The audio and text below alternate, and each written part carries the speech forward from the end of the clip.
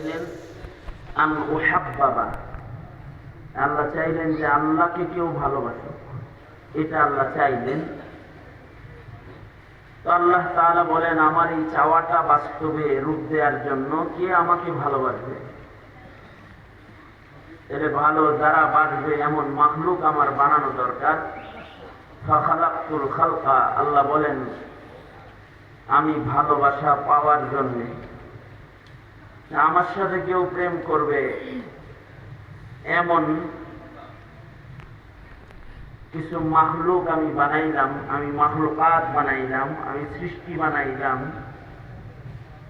এই নিয়তে, এই ইরাদায় যে এরা সবাই আমার সাথে ভালোবাসা করবে।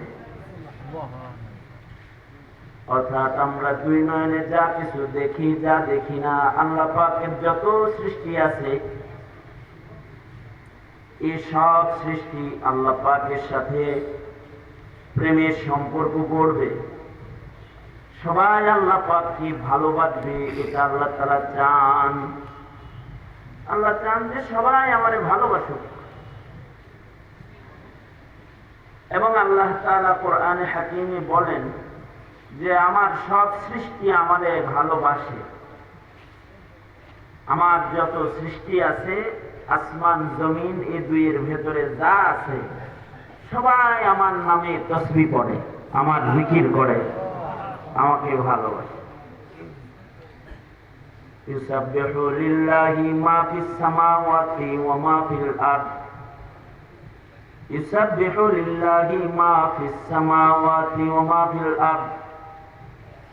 আল্লাহ বলেন আসমান জমিন এই দুইয়ের ভেতরে যা আছে সবাই আল্লাহ পাকের নামে তাসবিহ পড়ে, সবাই আল্লাহ পাকের জিকির করে। জিকরুল্লাহ একটা ইবাদত, এর দ্বারাই আল্লাহ পাকের মুহাব্বত প্রকাশ পায়। যে যত বেশি জিকির করে তার মুহাব্বত তত বেশি ঝরে।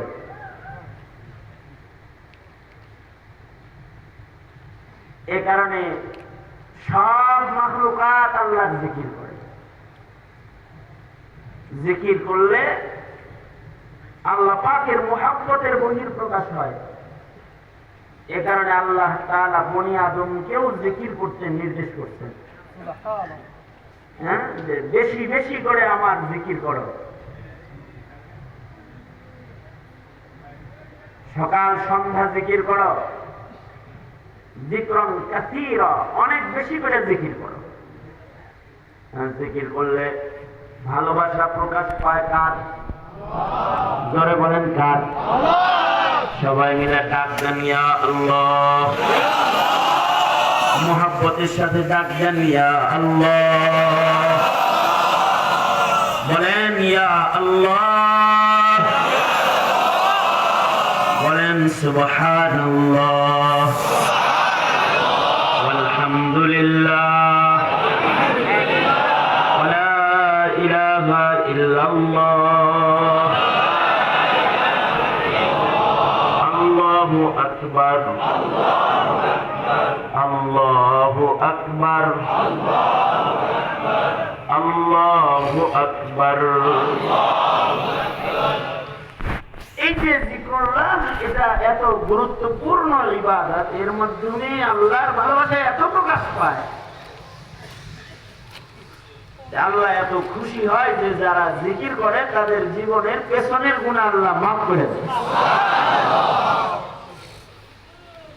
জিকরুল্লাহকে আল্লাহ তাআলা আল্লাহর কালামে বলছেন ওয়ালা জিকরুল্লাহি আকবার। জিকির একটা বড় ইবাদত, আল্লাহর জিকির গুরুত্বপূর্ণ ইবাদত। ওয়ালা জিকরুল্লাহি আকবরের তাফসীর করতে গিয়ে মুফাসসিরিন হযরতরা লিখছেন এটা খালি বড় ইবাদত তা না, এটার আয়োজনটাকেও আল্লাহ তাআলা অনেক বড় করছেন। জিকিরের আয়োজন অনেক বড়। এই দুনিয়াতে জিকরুল্লাহর আয়োজন অনেক বড়। জিকরুল্লাহর আয়োজন যত বড় এই পৃথিবীতে আর কোন ইবাদতের আয়োজন এত বড় না। ওয়ালা যিকরুল্লাহি আকবার। এই পিছনে কথা বলতে হ্যাঁ কি কথা বলে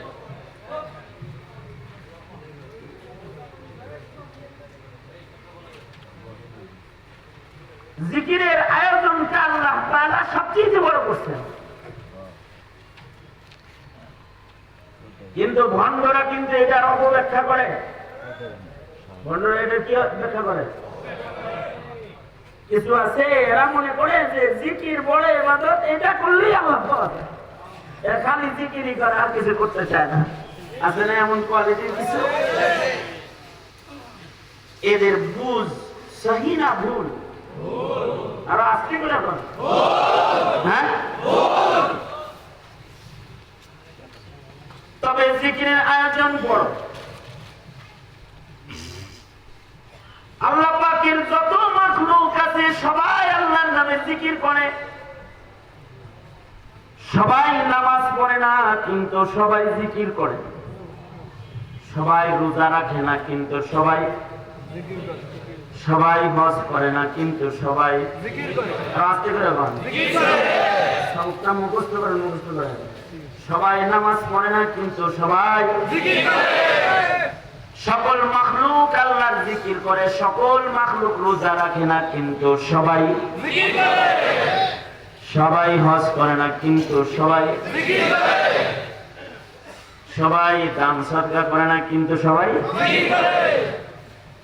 জিকির এমন ব্যাপক, এর আয়োজন এত ব্যাপক। জিকরুল্লাহ আল্লাহ পাক সকলের জন্য ইবাদত বানাইছেন। আল্লাহর যত মাখলুক আছে সবাই আল্লাহর নামে জিকির করে। গাছেও জিকির করে, পাতায়ও জিকির করে, মাটিও জিকির করে, আকাশও জিকির করে, তারকারাজিও জিকির করে, পাখিও জিকির করে, গবাদি পশুও জিকির করে, পানিও জিকির করে, পিঁপড়াও জিকির করে। সুবহানাল্লাহ। জিকিরের আয়োজন অনেক বড় এবং এটা গুরুত্বপূর্ণ ইবাদত। জিকিরের মূল্য কত, যে এই পৃথিবীতে একজন মানুষও যদি জিকির করনে ওয়ালা থাকে, লা তাকুমুস সাআহ, আল্লাহ তাআলা কিয়ামত সংগঠিত করবেন না। আল্লাহু আকবার বলেন, জোরে বলেন আল্লাহু আকবার। কয়জন মানুষ? মনে করেন সারা দুনিয়াতে কেউ নাই আল্লাহর নাম জপার, কিন্তু একজন আছে বসে বসে বলে আল্লাহ আল্লাহ আল্লাহ আল্লাহ আল্লাহ আল্লাহ। যদি একটা মানুষ এমন জিকির করনে ওয়ালা জমিনের উপরে থাকে, আসমানের নিচে থাকে, তো লা তাকুমুস সাআহ, আসমান জমিনকে আল্লাহ তাআলা ধ্বংস করবেন না। আল্লাহ পাকের নিজাম কি আল্লাহ পাক ভাঙবেন না। চাঁদ সূর্য আলো দিবে, জমিন চলবে, আসমানের নিজাম চলবে, কিয়ামত আল্লাহ তাআলা সংগঠিত করবেন না।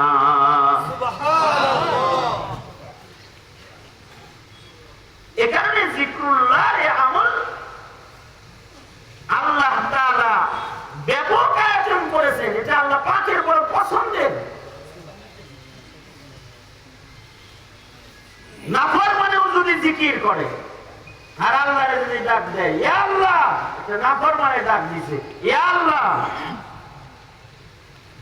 আল্লাহ পাক এত খুশি হয়। আবেদে যদি আল্লাহরে ডাক দেয় তাতে যত খুশি হয়, গুনাহগারে যদি কয় ইয়া আল্লাহ, তাহলে আল্লাহ আরো বেশি খুশি হয়। মুসা আলাইহিস সালাতু ওয়াস সালামের প্রশ্ন ছিল, আল্লাহ আপনার কাছে যদি কোন নামাজি এসে আপনারে ডাকে, আপনি তখন তাকে কেমনে ইস্তেকবাল করেন, কিভাবে তাকে স্বাগত জানান? আল্লাহ বলে আমার নামাজি বান্দা যখন আমারে ডাক দেয় তখন আমি বলি লাব্বাইক, হাজির আছি, বলো কি দরকার বলো। আল্লাহ কোন রোজাদার আপনাকে ডাকলে আপনি কি বলেন? আল্লাহ বলে আমি বলি লাব্বাইক। আল্লাহ কোন জাহেদ যদি আপনাকে ডাক দেয়, জাহেদ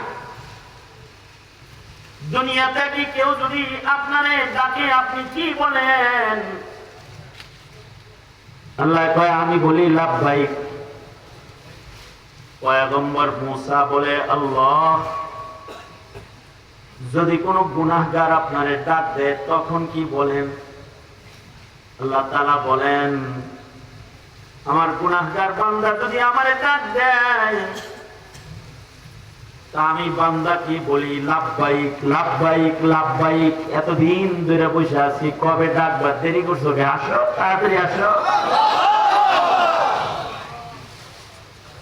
আল্লাহ পাককে ডাকার দাম, কেউ যদি আল্লাহ পাককে ডাকে তো আল্লাহ তাআলা এমন খুশি হয়।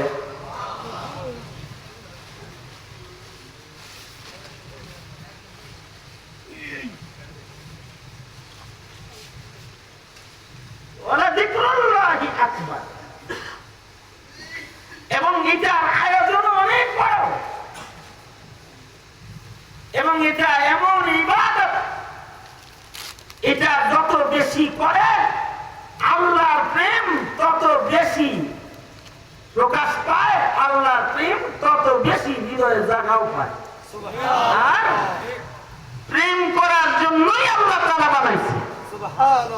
আন উহাব্বাবা, কেন বানাইছেন? প্রেম করার জন্য, যে সবাই আল্লাহকে ভালোবাসবে। এই ভালোবাসার পাওয়ার আশায় আল্লাহ তাআলা বলেন ফাখালাকাতুল খালকা। এ কারণেই পৃথিবীর যত মাখলুক আছে সবাই আল্লাহ পাকের জিকির করে, সবাই আল্লাহ পাককে ভালোবাসে।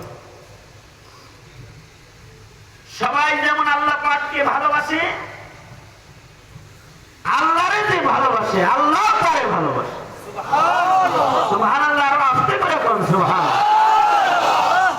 আল্লাহরে যে ভালোবাসে আল্লাহ তাকে ভালোবাসে। বুখারী শরীফে আছে পয়গম্বর গাছের ছায়ার নিচে ঘুমাইতেছেন, রুকিয়াতুন নামাল, পিঁপড়ার কামড়ের ঝাঁঝের অধ্যায়ে আলোচনা। এক পয়গম্বর গাছের ছায়ার নিচে ঘুমাইতেছেন, তো ওনাকে পিঁপড়ায় কামড় দিছে। উনি রাগ হইয়া পিঁপড়া সব আগুন দিয়ে জ্বালায় দিছে বাসা সুদ্ধা। আল্লাহ তাআলা এই পয়গম্বরের কাছে ওহী পাঠাইলেন, এই পয়গম্বর তোমাকে একটা পিঁপড়ায় কামড় দিছে, হালাকতাল উম্মাহ, তুমি যে এই গোটা পিঁপড়ার বাসা সুদ্ধা পোড়ায়া দিলা, সবাইরে পোড়াইলা কেন? ওরা তো আমার নামে জিকির করতেছে। কারা জিকির করতেছে? পিঁপড়া জিকির করে, আপনি আমি কি শুনি? কিন্তু কে শুনি? গাছের পাতায়ও জিকির করে, আপনি আমি শুনি? মাটিও জিকির করে, আপনি আমি শুনি? কে শুনে? তবে পিপিলিকার আওয়াজ ছিল আগে, এখন আওয়াজ নাই। যত প্রাণী আছে প্রাণীর বাড়ি দিবেন মার দিবেন তো আওয়াজ হবে, কিন্তু পিঁপড়ার কোনো আওয়াজ নাই, পিপিলিকার আওয়াজ নাই। সাপের গায়ে বাড়ি দিল একটা আওয়াজ হবে, গরুর গায়ে বাড়ি দিবেন আওয়াজ করবে, ছাগলের গায়ে যদি বাড়ি দেন আওয়াজ করবে, পিঁপড়ারে যদি বাইরান ও একটা প্রাণী, ওর কি আওয়াজ নাই? পাখিরে বাড়ি দিবেন, মুরগিরে বাড়ি দিবেন, ওর একটা আওয়াজ আছে, কিন্তু পিঁপড়াতে ডইলা মারতেছেন, ওর আওয়াজ নাই? আওয়াজ নাই? ওরও কিন্তু একটা আওয়াজ আছে।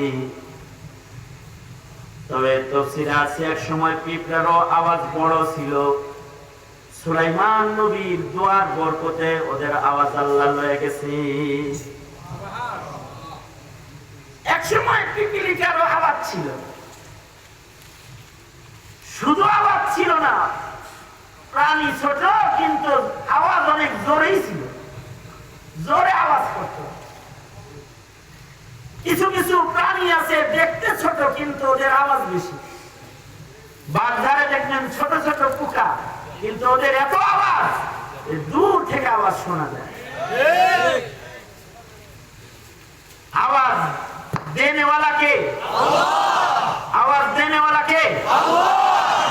এজন্য মাঝে মধ্যে আল্লাহর নামে আওয়াজ দিতে হয়। খালি যে মার্কার গণতন্ত্রের আওয়াজ দাও, এই আওয়াজ তোমাকে দিছে কে? জোরে আওয়াজ করে বলেন, আওয়াজ দিছে কে? আরো করে বলেন, দিছে কে আওয়াজ? আল্লাহ দিছে তো। আল্লাহর দেওয়া আওয়াজ খালি মাখলুকাতের জন্য ব্যবহার করলে, আল্লাহর জন্য ব্যবহার করবে না। আল্লাহই আওয়াজ দেখায়। কখনো কখনো আল্লাহ তাআলা আওয়াজ দিয়েও আবার নিয়ে যায়। অনেক মানুষ আছে হঠাৎ বুবা হয়ে যায়, হঠাৎ বুবা। আরে ওই হিসাব বাদ দেন, যখন মানুষ জন্মাইছে তখন তো আওয়াজ ছিল না, আওয়াজ ছিল ছোট, যে সে কাঁদলে পাশের ঘর থেকেও শোনা যেত না। তবে তার মা শুনত, কেন? মাছের দরদ বেশি, দরদ বেশি হইলে ছোট আওয়াজে শোনে। লেপের নিচে বাচ্চা কাঁদতেছে শীতের দিন, বাপে শোনে না কিন্তু মা শোনে। কিসের কারণে শোনে? কান কিন্তু বাপেরও আছে, মারও আছে। বাপ শোনে নাই কিন্তু মা শুনছে। মা শুনছে দরদের কারণে। পিঁপড়ারও আওয়াজ আছে, নইলা মারতেছ তুমি আওয়াজ শোনো না, কিন্তু যার দরদ তিনি শোনে।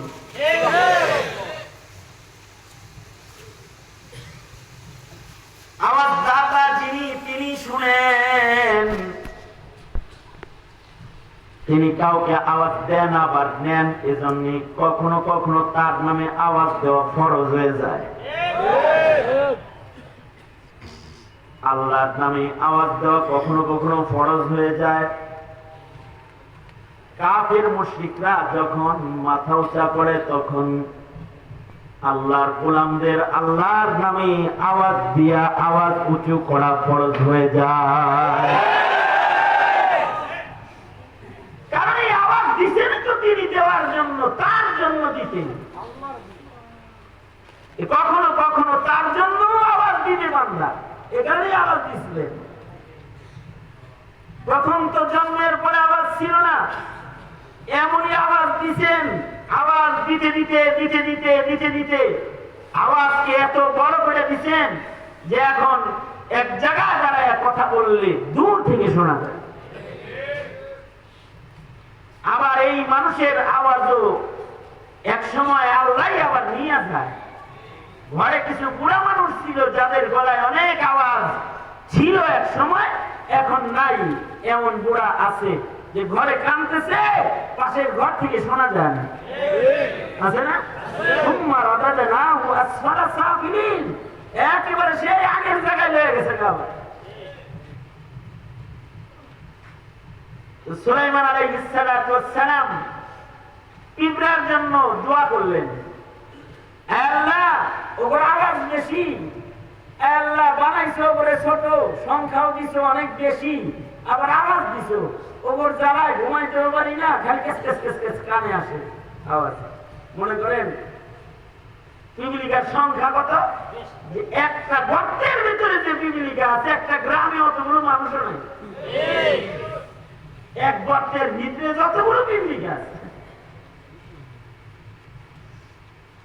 এতগুলো পিপিলিকা যদি আওয়াজ দেয়, জোরে আওয়াজ দেব না? এই পিঁপড়া এদের জন্য সুলাইমান আলাইহিস সালাম দোয়া করলেন, আল্লাহ ওদের আওয়াজ বেশি, কষ্ট হয়,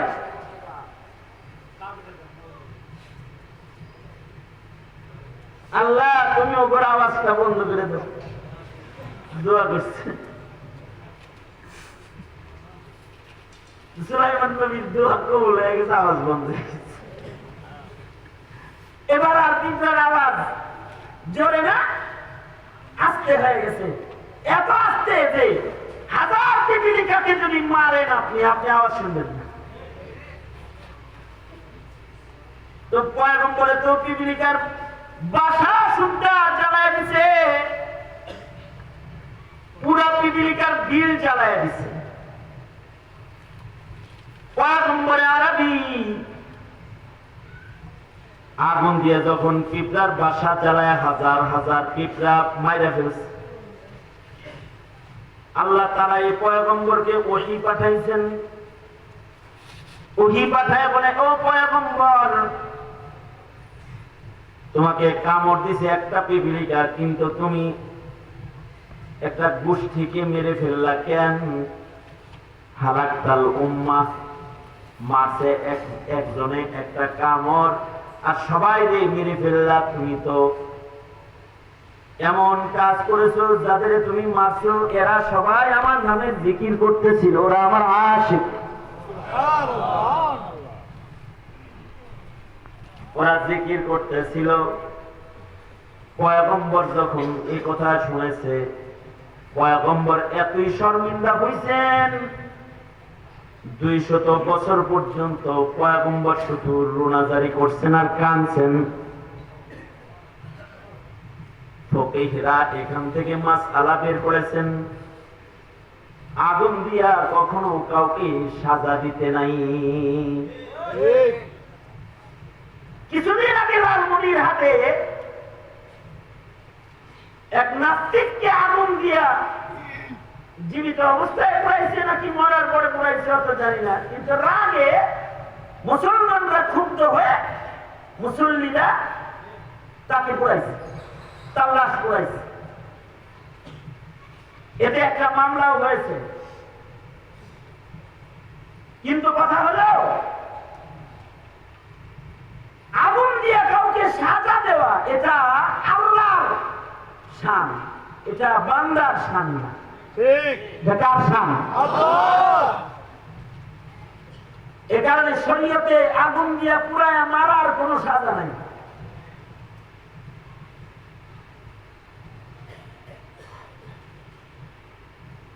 কোন কাফের কেউ আগুনে পুরায় মারার অনুমতি নাই।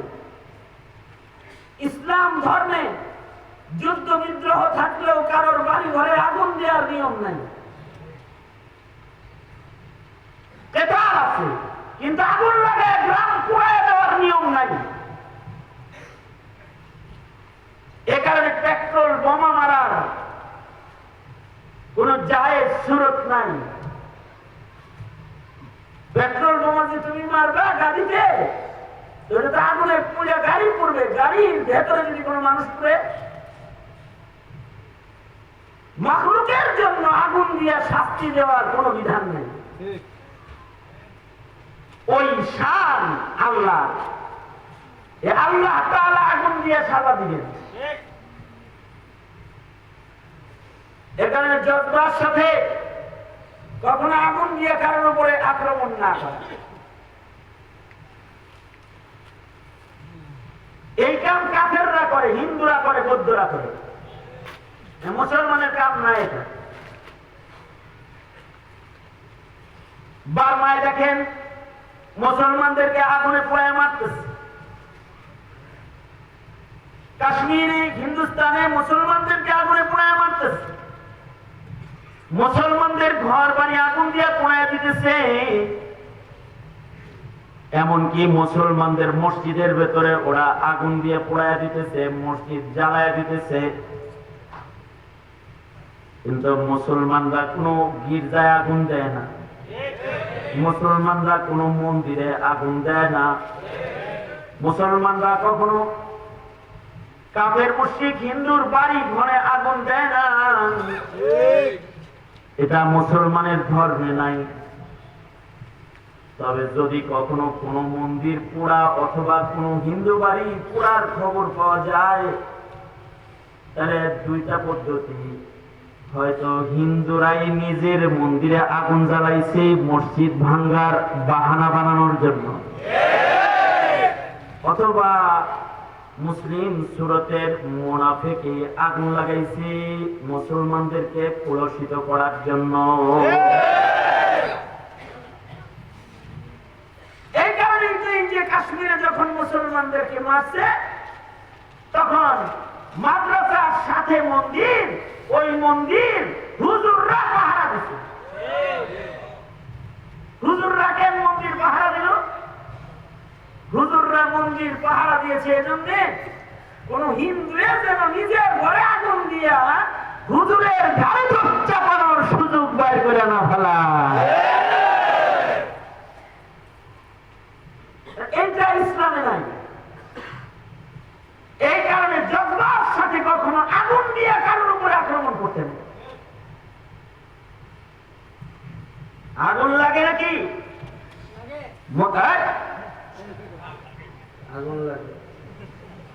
আগুন লাগে নাকি? আবার মুসলমানের কলিজার ভিতরে যে আগুন আছে ওই আগুন জ্বালা, ওই আগুন জ্বালা, কলবের আগুন জ্বালা, কলবের আগুন জ্বালা। মাটির উপর দিয়ে হেঁটে যাবি, নাস্তিক মোটটা দৌড়া পালাবার রাস্তা খুঁজে পাবে। ওটা হলো আগুন, যে আগুন আমাদের বাপদাদারা জ্বালাইছে। আপনারা তো হাজী শরীয়তুল্লাহ রহমতুল্লাহ আলাইহির জমিনের মানুষ। যে আগুন হাজী শরীয়তুল্লাহর কলমে ছিল ওই আগুন। তো মুহতারাম হাজিরিন, প্রাসঙ্গিক দুই কথা বললাম। মৌলিক কথা যেটা, যে একটা পৃথিবীতে আসেও আল্লাহর নামের জিকির করে।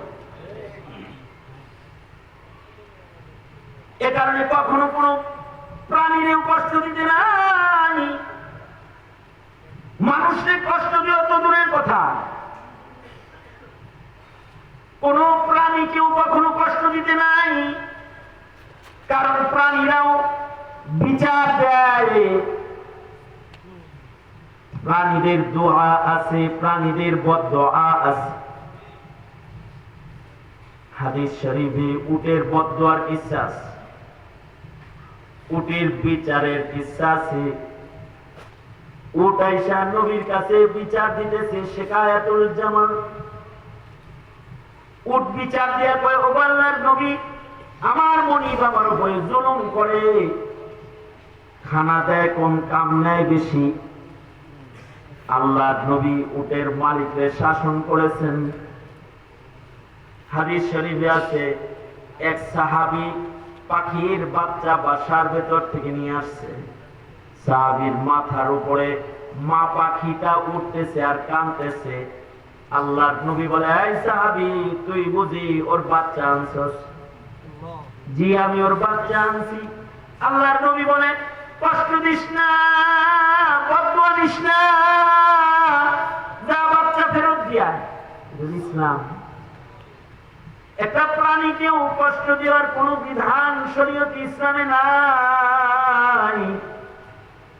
যে ইসলাম ধর্মে একটা প্রাণীকে কষ্ট দেওয়ার বিধান নাই, ওই ইসলাম ধর্মের অনুসারীদের গলায় যারা জঙ্গিবাদের মালা পরাইতে চায়, জমিনের উপরে ওদের চেয়ে বড় জঙ্গি আর কেউ না। মুসলমান হলে এই জমিনের সবচেয়ে ভদ্র জাতি, যাদের দ্বারায় কুকুরের সেবাও হয়। বুখারী শরীফে আছে, একটা কুকুরে পানি পান করায়া পেছনের জিন্দেগির জেনার গুনাহ থেকে ক্ষমা নিছে। এ কারণে কখনো প্রাণীকুলের বদদোয়াও নিতে নাই, কারণ প্রাণীকুলেরও বুঝ আছে। প্রাণীদের ভেতরে কিছু প্রাণীর বুঝ তো এত ভালো যে ওরা মানুষের মতো জান্নাতে যাবে। জান্নাত তো আল্লাহ মানুষের জন্য বানাইছে, কিন্তু ওরাও জান্নাতে যাবে।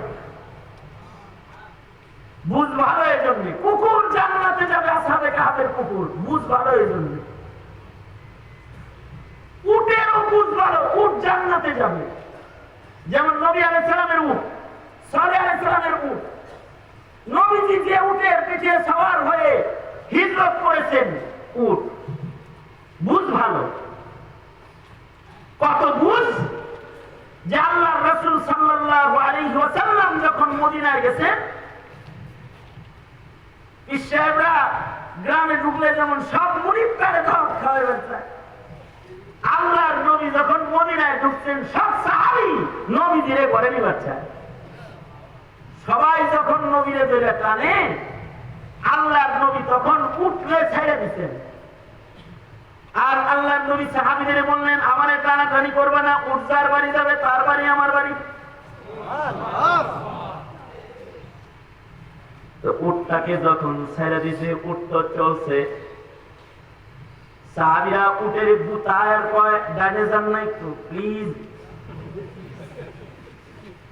কেউ কেউ সামনে যায়, তারা ট্রাফিকের মতো রাস্তা দেখায়, কয় এই বাড়ি উঠেন। কিন্তু চতুষ্পদ জন্তু উট কিন্তু বুঝওয়ালা উট, ওর একটা বুঝ আছে, দেখায় দিলেও বাড়িতে উঠে না। এই উটটা তার গতিতে চলছে, উটটা আল্লাহর ইশারাও বুঝে, নবীর ইশারাও বুঝে। উটটা যায়া পরের বাড়ি আল্লাহর নবীরে নিতেছে না, নবীর বাড়িতে আল্লাহর নবীরে উঠানোর জন্য হযরত আবু আইয়ুব আনসারীর বাড়িতে যায় উঠছে। অথচ আবু আইয়ুব আনসারীর বাড়িটা হলো তুব্বা বাদশা, ইয়ামানের বাদশা 300 বছর আগে নবীর নামে এটা বানাইছে যে এই শহরে বিশ্বনবী আসবেন। বিশ্বনবী শহরে আসলে তার একটা থাকার জায়গা লাগবে, এটা আমি বানাই। তো তুব্বা বানায় গেছে। কালের বিবর্তনে বাড়ির পাহারাদারির দায়িত্ব পড়েছে হযরত আবু আইয়ুব আনসারীর। উট ওই গোপন খবরও বুঝে, উটটা সোজা যায় আবু আইয়ুব আনসারীর বাড়িতে যায় উঠে পড়েছে। এখানে উট কিন্তু তাকে আল্লাহর জান্নাত দেওয়া যায়, বুঝ ভালো তাই। কিন্তু যদি কেউ মানুষ হওয়ার পরেও বুঝ খারাপ হয়, বুঝ যদি হয় মুরগি চোরা শাহরিয়ারের বুঝ, বুঝ যদি হয় বুঝ যদি হয় তাসলিমার বুঝ, অথবা বুঝ যদি হয় ডক্টর জিয়াউল হাসানের মতো অধর্ম বুঝ, তখন সে নিকৃষ্ট, উলাইকা কাল আনআমি বাল হুম আদাল, সে চতুষ্পদ জন্তুর চাইতে বেশি নিকৃষ্ট হয়ে যায়। উটের মুজ কত ভালো, আর জিয়াউল হাসানের মুজ কি? জিয়াউল হাসান কি বলল যে আসসালামু আলাইকুম বললে জঙ্গি প্রমোট হয়, এই শব্দের দ্বারাই জঙ্গি প্রমোট হয়, জঙ্গিবাদ উৎসাহ পায়। ও এই কথা বলে অন্যান্য নাস্তিকের চাইতে 1 ডিগ্রি বেশি দূর অগ্রসর হয়ে গেছে। অন্যান্য নাস্তিক যারা টুপিকে কটাক্ষ করেছে, তসবিকে কটাক্ষ করেছে, পাঞ্জাবিকে কটাক্ষ করেছে, দাড়িকে কটাক্ষ করেছে, তারা একটা গোষ্ঠীকে কটাক্ষ করেছে। কেউ মৌলবাদী বলে আলেমকে কটাক্ষ করেছে, কেউ জঙ্গি বলে হুজুরকে কটাক্ষ করেছে, কেউ দাড়িকে গালি দিয়ে তাবলীগকে কটাক্ষ করেছে, পাগড়িকে গালি দিয়ে পীর মুরিদিকে কটাক্ষ করেছে। কিন্তু এই অধ্যাপক জিয়া, ডক্টর জিয়া, সে কিন্তু এদেশের 17 কোটি মুসলমান শুধু নয়, সারা দুনিয়ার 200 কোটি মুসলমানকেও জঙ্গি বলে গালি দিয়েছে। কারণ এই 200 কোটি মুসলমানই যে বছরে ঈদের নামাজ পড়ে, সে আচ্ছা, যে বছরে একবার ঈদের নামাজ পড়ে, ও যদি কয় আসসালামু আলাইকুম, ও তো জঙ্গি প্রমোট করছে, ঠিক না?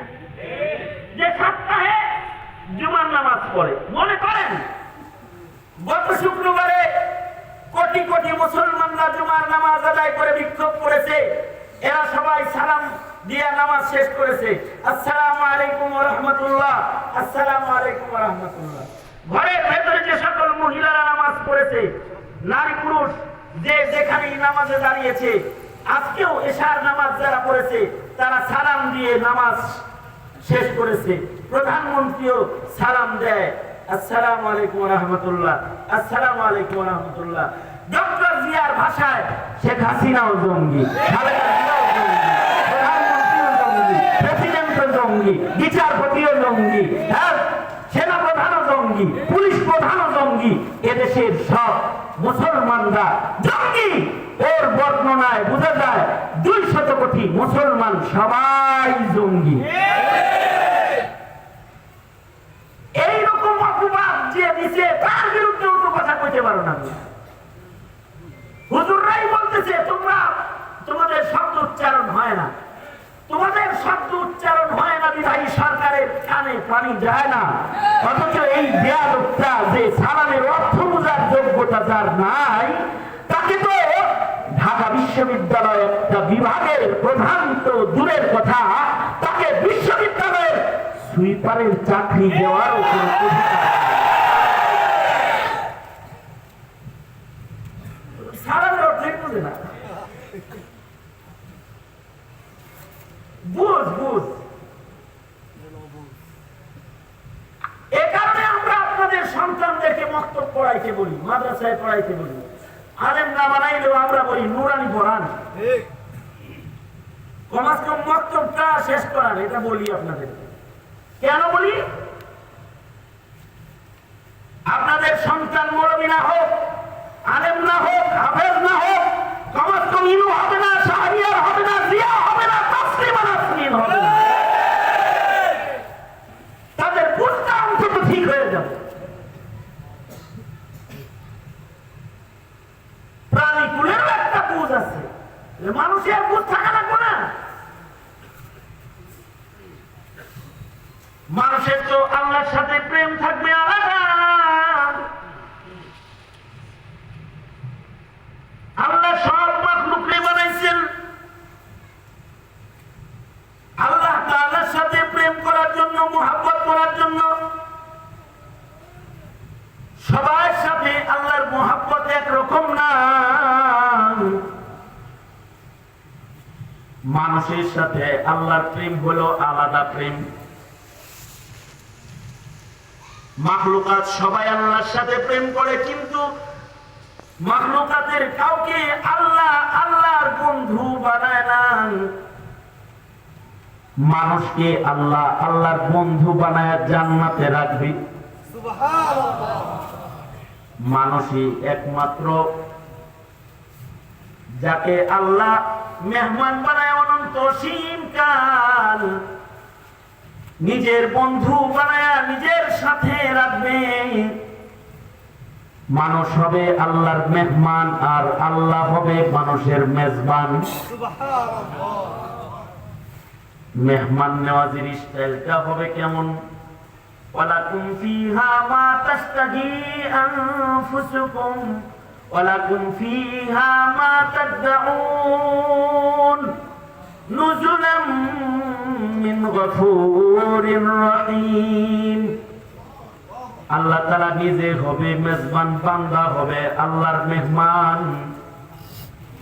যা বান্দা কল্পনা করবে, যা ইস্তেহা করবে, তাই আল্লাহ তাআলা এই মানুষটাকে দান করবে। জান্নাতের ভেতরে স্থায়ী সুস্থতা, স্থায়ী নিয়ামত দিয়ে জান্নাতে বান্দাকে রাখবে। মানুষের সাথে আল্লাহর প্রেম আলাদা। এ কারণে গরু ছাগলের মতো মানুষ খালি জিকির করলে চলে না। প্রেম যেহেতু আলাদা, ইবাদত মানুষের আলাদা। মানুষ আর কুকুর ভেড়া একরকম নয়, তাদের প্রেম একরকম, মানুষের প্রেম আরেক রকম। এ কারণে মানুষের জন্য আল্লাহর ভালোবাসাও সর্বোচ্চ।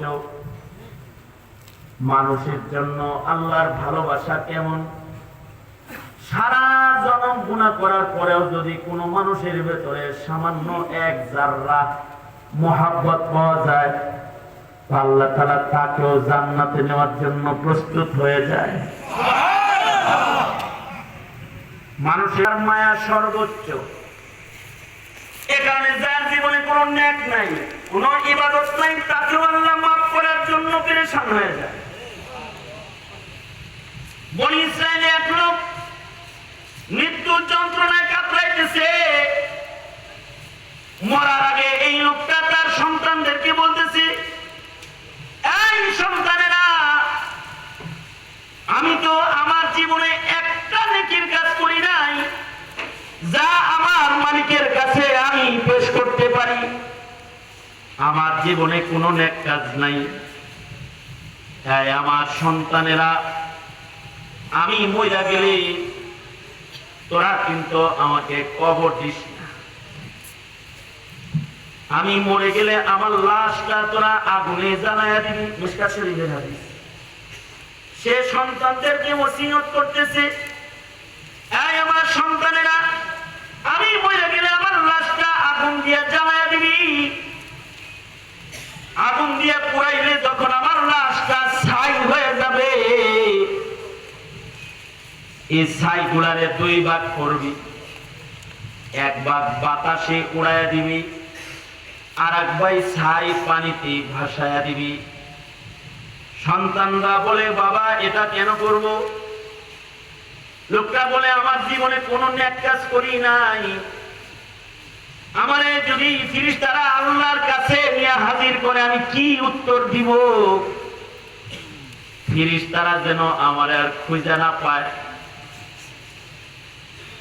লোকটার ওসিয়ত মাফিক লোকটার মৃত্যু হয়ে গেলে তার সন্তানরা তাকে আগুনে জ্বালায়া ছাই বানায় ফেলাইল। ছাইগুলোকে দুই ভাগ করে অর্ধেক পানিতে ভাসায় দিল, অর্ধেক বাতাসে উড়ায় দিল। আল্লাহ তাআলা বাতাসকে আদেশ করলেন, নয় বাতাস, কারণ বাতাস গোলাম কার? আর উত্তরে বলেন, বাতাস কার গোলাম? আল্লাহ তাআলা বাতাসকে আদেশ করলেন, ও বাতাস, আমার যে বান্দা তোমার ভেতরে লুকাইছে ওকে একত্রিত করে ফেলো। পানিকে বললেন, এই পানি, তোর ভেতরে আমার যে বান্দাটা লুকাইছে ওরে বাইর কর। নির্দেশ করলে একদিকে বাতাস আর একদিকে পানি জাররা জাররাকে একত্রিত করে ফেললে লোকটার যখন অস্তিত্ব রেডি হয়ে গেল, আল্লাহ তাআলা লোকটাকে জিজ্ঞেস করতেছে, এই বান্দা, এই কাম করলি কেন? নিজের জ্বালায় পোড়ায় ছাই বানায়া বাতাসে পানিতে লুকাইলি কেন? লোকটা তখন বলে, আল্লাহ তুমি তো জানো কি লেগে আমি কাম করছি। ওগো আল্লাহ, তোমার কাছে হাজির হয়ে দেখা করার মতো কোনো সম্বল আমার নাই। জানইয়া তোমার সামনে আমি আসতে পারি, তাই আমি নিজেকে তোমার চোখের আড়াল করার জন্য চেষ্টা করেছি মাত্র। আল্লাহ তাআলা বলে, বান্দারে, আমি তো বান্দারে বড় ভালোবাসি। তুই যেহেতু আমার ভয়ে আমার চোখের আড়াল হওয়ার জন্য চেষ্টা করেছিস, আমি আল্লাহকে যেহেতু তুই ভয় করেছিস, তোর এতটুকুন ভয়, তোর এতটুকুন প্রেমও আমি আল্লাহর কাছে অনেক দাম। এইটাকে বাহানা বানায়া যারে বান্দা তোর জিন্দেগির সব গুনাহ আমি মাফ করে দিলাম। এটা হলো বনি আদমের প্রতি আল্লাহর ভালোবাসা। পিঁপড়া গরু ছাগলের ভালোবাসার মতো ভালোবাসা মানুষের জন্য আল্লাহর না। আল্লাহর ভালোবাসা হলো মানুষের জন্য সর্বোচ্চ।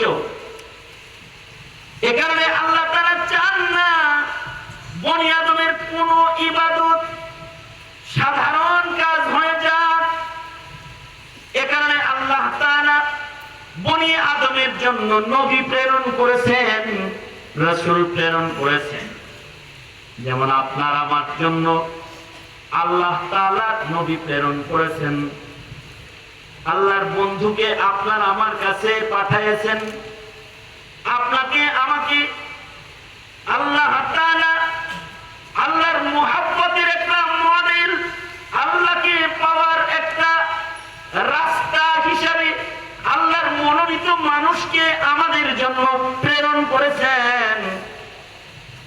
আমাদের আদেশ করেছেন তোমরা আমার বন্ধুর অনুসরণ করো। যদি তোমরা আমার সাথে প্রেম করবা চাও, ইন কুনতুম তুহিব্বুনাল্লাহ, তোমরা যদি আল্লাহর সাথে প্রীত করবা চাও তাহলে আমার বন্ধুর অনুসরণ তোমরা করো। যদি তোমরা আমার বন্ধুর অনুসরণ করো তাহলে কি হবে? বিকুমুল্লাহ, প্রেমটা তোমাদের করা লাগবে না। তোমরা যদি আমার নবীর রঙের মানুষ হয়ে যাও তাহলে আমি আল্লাহই তোমাদের লগে প্রেম করব। তোমাদের জিন্দেগীর যত গুনাহ রয়েছে সেগুলোকে আমি মাফ করে দিব। তোমাদেরকে আমার জান্নাত দিব।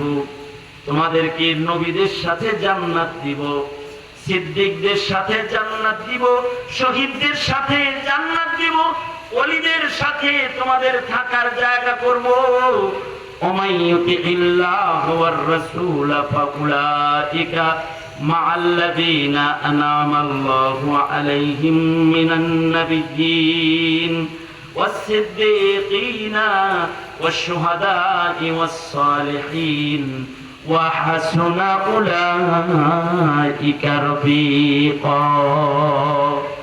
কাজ করব মাত্র একটা, সেটা হলো নবীর অনুসরণ, নবীর অনুকরণ। যদি আমরা নবীর অনুকরণ করি তাহলে আল্লাহ আমাদের সাথে প্রেম করবে। সুবহানাল্লাহ, আল্লাহ আমাদের সাথে প্রেম করবে। এ কারণে আল্লাহর রাসূল বলেন যে আমার সুন্নতকে মহব্বত করলো সে আমারে মহব্বত করলো।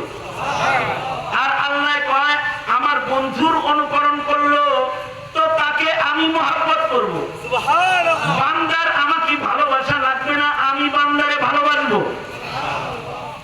এই কারণে সুন্নতের রঙে যত রঙিন হওয়া যাবে তত আল্লাহর সাথে প্রেমটা গাঢ় হবে।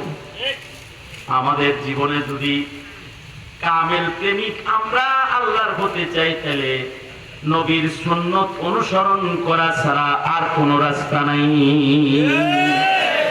এ কারণে ব্যক্তি জীবন, পারিবারিক জীবন, রাষ্ট্র জীবন সর্বত্র সুন্নত দিয়েই ঢেলে সাজাতে হবে। সুন্নতের উপরে কেউ যদি আক্রমণ করে তো তার দাঁত ভাঙা জবাব দিতে হবে। না মুসলমান সুন্নত ছাড়া আল্লাহ রাসূলকে মানে না। সঙ্গত কারণে নাস্তিক বিরোধী, মুরতাদ বিরোধী আন্দোলনে মুসলমান হিসাবে সকলের হাজিরি দেওয়া ফরজ। কথা বলেন ঠিক না? ঠিক করে বলেন। তারপরে নবীর মুহাব্বত সর্বোচ্চ যদি না হয় তাহলে তো তার ঈমানই কামেল না। নবীর মুহাব্বত প্রতিটা মুসলমানের হৃদয়ে থাকবে সর্বোচ্চ। ফ্রান্স যখন আল্লাহর রাসূলের ব্যঙ্গচিত্র এঁকে 17 কোটি মুসলমানের কলিজা আঘাত করেছে, যার ভেতরে ঈমান আছে সে ব্যথা পেয়েছে। 17 কোটি মুসলমানের দেশ বাংলাদেশ, বাংলাদেশের মুসলমানরা যেই ব্যথা পেয়েছে, গতকালকে আকস্মিক 24 ঘন্টার নোটিশের বিক্ষোভের মাধ্যমে বাংলাদেশের মুসলমানরা সরকারকে জানিয়ে দিয়েছে যে এদেশের মুসলমানরা ব্যথিত, মর্মাহত, এদেশের মুসলমানদের কলিজা আঘাত লেগেছে। এটা বুঝাই দিয়েছে 17 কোটি মুসলমানের ভোটের সরকার যদি মুসলমানের বেদনা না বুঝে, আর যদি ফ্রান্সীয় দূতাবাসকে ক্লোজ না করে, আর যদি ফ্রান্সের পণ্যকে এদেশে চালায়, ফ্রান্সের সাথে কূটনৈতিক সম্পর্ককে ছিন্ন না করে, তাহলে তো আওয়ামী লীগ আর নৌকা ধানের শীষ আর বিএনপির বিচার তখন চলবে না, ইমানি মাসআলা এসে যাবে। তখন এমন সরকার বর্জন করা ইমানি দায়িত্ব।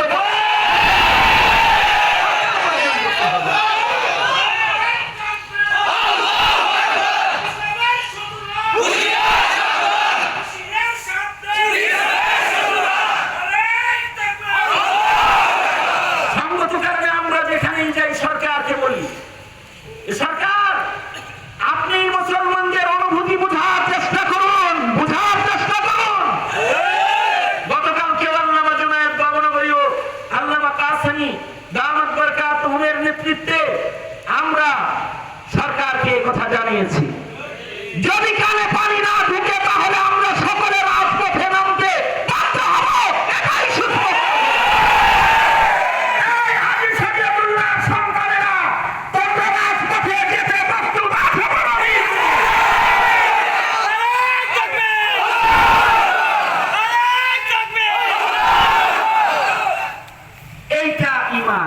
এটা কি? জোরে আওয়াজ করে বলেন, এটা কি? না। এই ইমানটাই আল্লাহ চান। আল্লাহ তো আমাদেরকে বানাইছেন আমাদের এই ভালোবাসাটা পাওয়ার জন্য। আল্লাহ তাআলা চান যে আমরা এরকম ভালোবাসা প্রকাশ করি। এই কথাটা যারা বুঝছে তাদেরকে আল্লাহ দুনিয়ায় জান্নাতের সনদ দিছে। সাহাবীরা এই জিনিসটা বুঝছে। এ কারণে সাহাবায়ে কেরামের কাছে নবীর মূল্য পিতার চেয়ে বেশি, নেতার চেয়ে বেশি, ভাইয়ের চেয়ে বেশি, সকলের চেয়ে বেশি, ঠিক কিনা? যেমন নবীর বিবি উম্মুল মুমিনিন হযরত উম্মে হাবিবা, হযরত আবু সুফিয়ানের কন্যা। তখন পর্যন্ত আবু সুফিয়ান মুসলমান হন নাই। মাঝে মধ্যে নিজের কন্যা উম্মে হাবিবাকে দেখতে আল্লাহর নবীর ঘরে যাইতেন। একদিন আবু সুফিয়ান হযরত উম্মে হাবিবার ঘরে প্রবেশ করেছেন। হযরত উম্মে হাবিবা যখনই দেখছেন বাবা আবু সুফিয়ান ঘরে আসতেছে, সাথে সাথে দৌড় দিয়ে ঘরে ঢুকছেন। দুইটা খাটিয়ার উপরে যে বিছানাটা বিছানো ছিল এটারে টান দিয়ে উঠায়া ফেলাইছেন। আবু সুফিয়ান বিষয়টা দেখে ফেলেছে। হযরত আবু সুফিয়ান ঘরে যায় বলে, মা আমি তোর ঘরে আসলাম কন্যা হইয়া, পিতার জন্য বিছনা বিছাইনি। তা না করে বিছানো বিছনা উঠায় ফেললি, বড় আঘাত পেলাম রে মা। সন্তান হইয়া বাপের প্রতি এতটুকু শ্রদ্ধা তোর নাই। হযরত উম্মে হাবিবা তখন কয়, বাবা বাপ হিসেবে তোমার প্রতি শ্রদ্ধার কোনো কমতি আমার নাই, কিন্তু বাবা কেন ওই চাদর উঠাইছি? ওই চাদরটা এমন একটা চাদর যে চাদরে শুয়ে বিশ্রাম নেন হাবিবে কিবরিয়া মুহাম্মদুর রাসূলুল্লাহ সাল্লাল্লাহু আলাইহি ওয়াসাল্লাম। বাবা গো, যে চাদরে আমার নবী শুয়ে বিশ্রাম গ্রহণ করেন, ওই চাদরে তোমার মতো কাফের বাপ নাপাক বাবারে আমি বসতে দিতে পারি না, কারণ বাবার চাইতে আমি আমার নবীকে অনেক বেশি ভালোবাসি। এটা হলো ঈমান। জানের চাইতে নবীর ভালোবাসা বেশি। উম্মুল মুমিনিন হযরত আয়েশা সিদ্দিকা নবীজিকে গোসল করাইতেছেন। পায়ের আঙ্গুলি নবীজির বসার চোখের নিচে পড়ে গেছে, আঙ্গুলটা ফাইটা রক্ত বেরিয়েছে, গোসলের পানি লাল হয়ে গেছে। আল্লাহর রাসূল বলেন, আয়েশা পানিতে রক্ত দেখা যায়। হযরত আয়েশা বলে, আমার আঙ্গুল ফাটা রক্ত। আপনি চৌকিতে বসেছেন, আমার পা চৌকির পায়ের নিচে পড়ছে। আয়েশা একটু উহু করলা না? আসলে আবু বকর সিদ্দিকের কন্যা তো। আবু বকরের পায়ে সাপে কামড়াইছে, তারপরেও পা নড়াচড়া করে নাই। নবীর ঘুম ভেঙে যাবে, রানে মাথা দিয়া আল্লাহর নবী ঘুমাইতেছে। আবু বকরের কন্যা তো হযরত আয়েশা, আঙ্গুলি পায়ের নিচে পুরা ফাইটা রক্ত বাইর হইতেছে, তারপরেও নড়াচড়া দেয় না। আল্লাহর রাসূল বলে, তোমার আঙ্গুলি ফেটে গেলেন তো আওয়াজ করলে, নড়াচড়া দিলেও তো আমি সরে বসতাম। হযরত আয়েশা সিদ্দিকা বলেন, ওগো আল্লাহর নবী, আঙ্গুল না কলিজাটাই যদি চোখের পায়ের নিচে পড়ে যাইত, তাও আমি উহু করতাম না, কারণ আমার নিজের চাইতে আমার নবীর সামান্য আরামের মূল্য আমার কাছে অনেক বেশি। তাই যদি হয় নবীর মহব্বত, তাহলে যখন ফ্রান্স নবীজির ব্যঙ্গচিত্র এঁকেছে, রওজার পয়গম্বর তো এই মুহূর্তে আমাদের ডাকতেছে, কই রে আমার আশিকরা, আয় তোরা রাজপথে আয়, ডাকতেছেন। নবীর ওই আহ্বান যদি কানে নাই যায়, তাহলে ময়দানে মাহশরে নবীর শাফাত কেমনে দাবি করবে, কেমনে নবীজির হাউজে কাউসার কামনা করবে? আল্লাহ নবীর প্রেম ছাড়া আল্লাহ নবীর সাথে হাসর কামনা করা যায় না। সঙ্গত কারণে নবী প্রেম প্রকাশের কোন কর্মসূচি যদি এসে যায়, তাহলে আবার কাফন পরে ময়দানে গিয়ে হলেও নবীর মহব্বত প্রকাশ করতে তৈয়ার থাকবো ইনশাআল্লাহ। কারা কারা? আল্লাহ আপনি আমাদের কবুল করেন, জোরে বলেন আমিন। আল্লাহ তাআলা এই মজলিসকে কবুল করেন, এই মাহফিলটাকে আল্লাহ তাআলা কবুল আর মঞ্জুর করেন, আমিন। সবাই ইস্তেগফার করেন।